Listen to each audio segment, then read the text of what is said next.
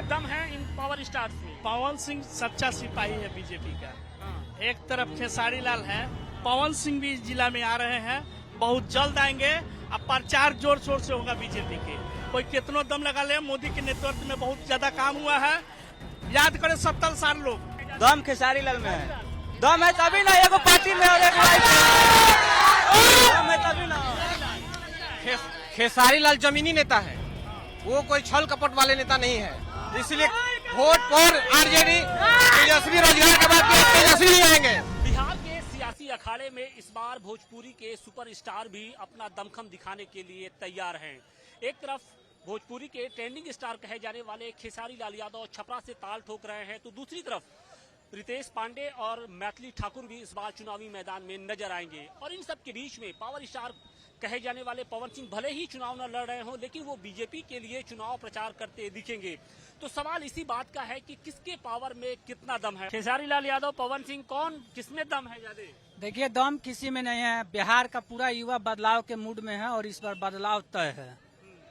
किसी power star और super star के आने से कुछ नहीं होने वाला है। ये सब राजनीतिक। हम देख रहे हैं कि बहुत सारे लोग आज खेसारी लाल यादव को देखने के लिए यहाँ आए हैं। ठीक है, देखने के लिए आ रहे हैं। ये पूरे देश के स्टार हैं, इसलिए सब लोग आए हुए हैं। ठीक है, लेकिन इस बार बदलाव तय है और छपरा में खासकर बदलाव होगा।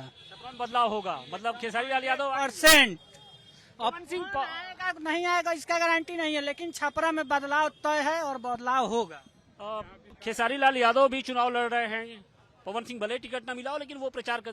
किस इन सुपरस्टारों में कितना दम है और कौन आपको प्राणी है और किसी भी जगह से जो है वो अपना युद्ध कर सकता है, अर्थात किसी पार्टी का टिकट लेकर वो विजय प्राप्त कर सकता है। अब जहां तो होती है कि जनता किसको खींचना चाह रही है, ये तो समय बताएगा, ये समय तय करेगा। खेसारी लाल यादव में दम है? अब क्या एक चीज बता रहा हूँ, आज के डेट में सभी नौजवान उनको चाहते हैं और भोजपुरी का एक बहुत अच्छा कलाकार है, तो सभी लोग उनके लिए, सब लोग उनको जो है दिल से चाहते हैं, क्योंकि अभी पूरी भोजपुरी का, पूरी बिहार और पूरी भारतवर्ष में भी भोजपुरी का एक बहुत ही अच्छा चल रहा है। लेकिन पवन सिंह इस बार चुनावी मैदान में नहीं है। पवन सिंह के बारे में तो हम कुछ कहेंगे नहीं, और सवाल ये उठता है कि एक पार्टी पर कोई रहे तब ना, किसी एक पार्टी पर मुद्दा बननी चाहिए। कभी किसी कौन पार्टी, कभी किसी पार्टी, कभी किस पार्टी, एक पार्टी पर मुद्दा बननी चाहिए और एक पार्टी का मुद्दा लेकर ये चले हुए हैं खेसारी लाल यादव। लेकिन पवन सिंह की जो फैमिली प्रॉब्लम थी वो भारी पड़ गई। देखिए, इस बारे में तो हम कुछ नहीं कहेंगे, लेकिन फिर भी हम यही कहेंगे कि तो समय तय करेगा। समय तय करेगा। भोजपुरी एक्टर्स भी अब चुनाव लड़ने। खेसारी लाल यादव यहाँ पर है।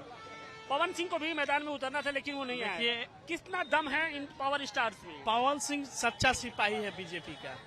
एक तरफ खेसारी लाल है, पवन सिंह भी जिला में आ रहे हैं, बहुत जल्द आएंगे। अब प्रचार जोर शोर से होगा बीजेपी के।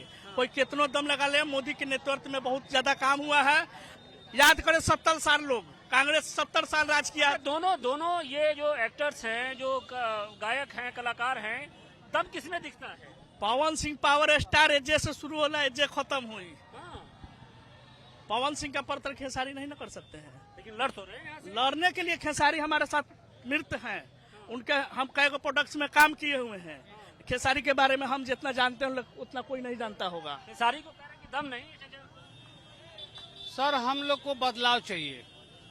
बदलाव तो अब की हम लोग को नया चेहरा चाहिए। सीएम के पोस्ट पर तेजस्वी चाहिए हम लोग को। मतलब खेसारी लाल यादव को वोट करेंगे आप? एकदम करेंगे। पवन सिंह कैसे लगते हैं? पवन सिंह अच्छे लगते हैं, वो अपने जगह पे हैं। खेसारी लाल अपने जगह। खेसारी लाल मुद्दा के बात करते, विकास के बात करते, पढ़ाई लिखाई की बात करते। वो पढ़े नहीं है लेकिन पढ़ाई की बात करते, रोजगार की बात करते। पवन सिंह इस पर एक भी बात नहीं किए हैं। इस पर नया चेहरा चाहिए छपरा विधानसभा में हम लोग को। पवन सिंह भी मैदान में उतरने वाले थे, लेकिन टिकट उनका अपना मैटर है, वो उतरने वाले नहीं उतरे, उसका वो अपना पर्सनल मैटर है, उस पर हम कुछ नहीं कर सकते। खेसारी लाल शुरू से एगो पार्टी में थे और है अभी तो, और आगे भी रहेंगे। और एगो मेहरारू पर यार, वो तो घर की उनकी प्रॉब्लम है, लेकिन दम किसमें है? दम खेसारी लाल में है, दम है तभी ना एगो पार्टी में और एक दम है तभी ना। खेसारी लाल जमीनी नेता है, वो कोई छल कपट वाले नेता नहीं है, इसलिए वोट पर आरजेडी तेजस्वी रोजगार के बाद तेजस्वी नहीं आएंगे। तेजस्वी बदलाव करेंगे, पूरा उम्मीद है। तेजस्वी एकदम जमीनी नेता है, वो बदलेंगे, सिस्टम बदलेंगे पूरा। एक युवा पे, एक तेजस्वी यादव पे पूरा सारा कैबिनेट का मंत्री लग गया है, लेकिन हम लोग वोट करेंगे आरजेडी को और तेजस्वी यादव। बिल्कुल देखिए खेसारी लाल यादव के ये समर्थक हैं और उन्हें ये विश्वास है कि जब इस बार वो चुनावी मैदान में नजर आएंगे तो उनका जो जादू है वो लोगों के सिर चढ़कर बोलेगा। हालांकि बहुत से लोग पवन सिंह के भी एक तरीके से समर्थक है। उनका कहना है कि पवन सिंह अगर चुनावी मैदान में नजर आते तो जो सूरत थी कुछ और नजर आती।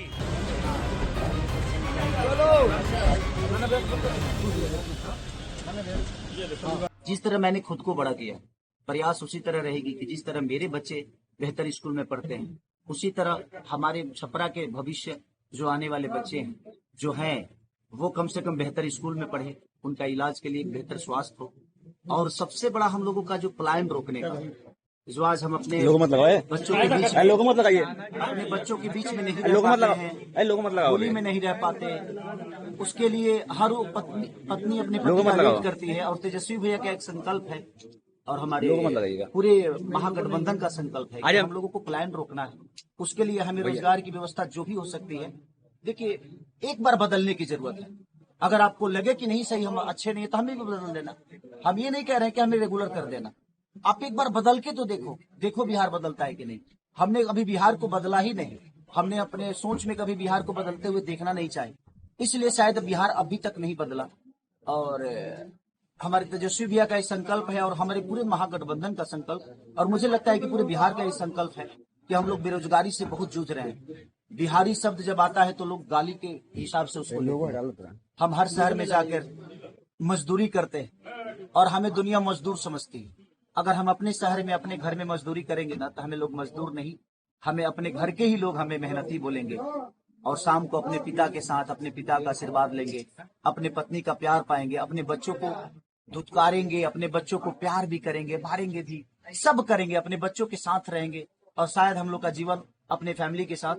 और ये बिहार एक नया बिहार की तरफ जा रहा है और हम लोग प्रयास कर रहे हैं, क्योंकि मैंने अपने जीवन में कोशिश की है और जहां मैंने कोशिश की वहां मैं आज तक जीता ही। तो बस प्रयास है सबका। और छपरा की जहां तक विकास का बात है तो मैं अब कोशिश करूंगा कि सिर्फ छपरा ही नहीं बल्कि पूरा बिहार बदले और पूरा बिहार का एक ऐसा चेहरा हो ताकि दुनिया देखे तो कहे कि हाँ यार क्या बिहार था और क्या से क्या हो गया। गढ़ कहा जाता है, क्या खेसारी लाल यादव इस गढ़ को तोड़ पाएंगे?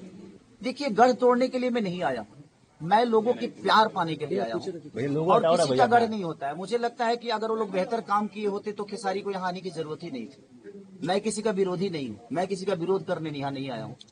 मुझे लगता है ना कि मैं अपने बुजुर्गों के आशीर्वाद से मुझे जो मिला है, मेरे अपने माता पिता, अगर शायद मेरे पापा यहाँ रह के नौकरी किए होते या यहाँ रह के चना बेचे होते तो शायद मैं भी बेहतर स्कूल में पढ़ सकता था, क्योंकि पापा को बहुत स्ट्रगल करना पड़ा था हम लोगों को पालने के लिए। अगर यहाँ रोजगार होता तो मेरे पापा दिल्ली नहीं गए होते और बहुत सारे शहरों में पापा जाकर हम लोगों को पालने के लिए बहुत, मुझे लगता है कि मेरे से ज्यादा कर्मठ, मेरे से ज्यादा मेहनती मेरे पापा, जो कि हमेशा हम लोगों को, हम बहुत नहीं पढ़ पाए क्योंकि हमारी व्यवस्था नहीं थी। इसमें गलती हमारी पापा की नहीं, हमारी गरीबी थी। तो अगर शायद हमारा बिहार भी कलकत्ता की तरह होता, दिल्ली की तरह होता तो शायद पापा की प्रॉपर्टी यहाँ होती और शायद हम और आगे बढ़ गए होते। खेसारी जी आज अमित शाह छपरा में आ रहे हैं, क्या कहेंगे आप, कैसे देखते हैं इसे? कैसे देखते हैं, वो गार्जियन है, उनका सम्मान है। मैं किसी व्यक्ति विशेष का विरोधी नहीं, मैं किसी के नीति का विरोधी हूँ कि आपने इतने साल, इतने 15 साल 20 साल में एक फैक्ट्री नहीं लगी। मुझे लगता है कि बिहार में एक भी फैक्ट्री नहीं लगी। ऐसा कैसे हो सकता है कि हम 15 साल राज करें और एक फैक्ट्री तक ना लगे? अपने लोगों को हम खुद ही ट्रेन दे रहे हैं कि नहीं, यहाँ आप जल्दी से ट्रेन ले लो और जल्दी से तुम दिल्ली जाओ, पंजाब जाओ, गुजरात जाओ, कलकत्ता जाओ। मुझे लगता है कि यार हमें बुलाने के लिए ट्रेन दो ताकि हमारे पास रोजगार रहे, तो हमें जाना ना पड़े। हमें ट्रेन की जरूरत नहीं है, हमें ट्रेन की जरूरत नहीं है, हमें अपने परिवार की जरूरत है। अगर हम यहाँ 15,000 भी कमाएंगे तो मुझे लगता है कि उसमें से हम 12,000 बचा लेंगे, क्योंकि ना हमें रूम किराया देना है और ना ही हमें राशन खरीदना है। तो कहने का मतलब आपको मजदूर, यहाँ के नागरिकों को मजदूर बनाया जा रहा है? बिल्कुल, जानबूझ के सरकार द्वारा मजदूर बनाया जा रहा है। अगर व्यवस्था आज 15 साल में, लोग कहते हैं जंगल राज, सर जंगल राज था ही नहीं। इन लोगों ने इतना जंगल राज बोल दिया ना कि हमारे बिहार बदनाम हो गया। आज भी जंगले राज है भाई, आप तो 15 साल से हो ना, तो आपने कहाँ बदल दिया?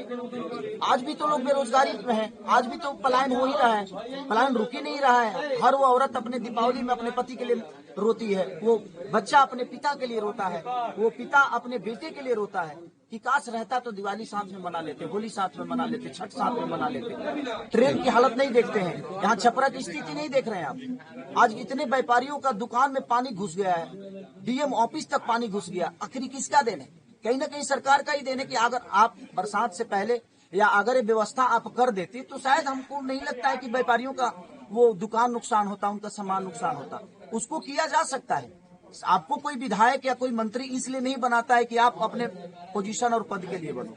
आपको अगर कोई चुनता है, आप बताओ इतने सारे लोगों में आपको चुना है तो कुछ तो सोचा होगा ना उसने कि नहीं यार ये हमारा देखभाल करेगा। आपसे वो पैसे थोड़ी मांग रहा है, वो सिर्फ एक वोट के बदले आपसे एक सुविधा मांग रहा है, अपने बच्चों का भविष्य मांग रहा है। तो कहाँ से वो गुनाहगार है? आज हम नामांकन करने आए हैं, क्या कहेंगे आप? देखिए, नामांकन ये मेरा नहीं बल्कि मुझे लगता है कि छपरा का विकास का है और तेजस्वी सरकार बनाने का ये पहला लहर है। और हमारे जितने भी यहाँ के लोग हैं, सबसे पहले तो मैं माझी के जनता को धन्यवाद देना चाहूंगा